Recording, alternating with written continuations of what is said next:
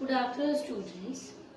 Now we had completed the 3 chapters in geography, and we will move towards the history and start with the chapter 1 history, tracing changes through 1,000 years. Means this is the topic of our first chapter in history, but these things you can see here is not connected with our chapter 1. This is the things we know that we had already studied in the class 6. So these things are necessary to remember, that's why I write here. So here, first point, you can just notice what I want to say. These things are started from the early man. Means in 6th class we had already studied in whole history chapters are the whole life of early men, how they started their life with hunter-gatherers to a civilized man. So first we started with the Paleolithic age to Mesolithic age. Means Paleolithic age means first they started with the weapons made by the stones. So started from the early men who was hunter-gatherers from age Paleolithic to Mesolithic age. Means these things we had studied in the 6th class. This is the whole history, 99% history of human history in that chapters. When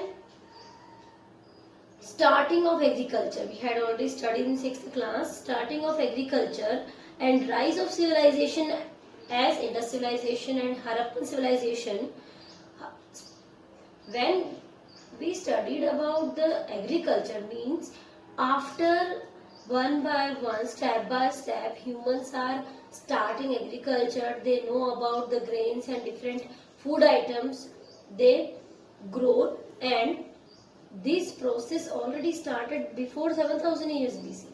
And the rise of civilization means they started, first of all, they started moving here and there for their hunting and their prey. But when they started the agriculture, they stay at one place and they need to the different kinds of shelters. So they started this type of things moves to the civilization. So we have already the proof in the form of Indus and Harappan civilization. Harappan civilization is already older than 3000 BC and Indus civilization is more than 7000. So these are the very oldest civilization in the world. Rise of kingdoms means after that they started making a different classes, means upper class, middle class and lower class. And who belongs to upper class? Upper class belongs to kings, royal families. Middle class belongs to business class and lower class belongs to laborers, workers, agriculturists and so on.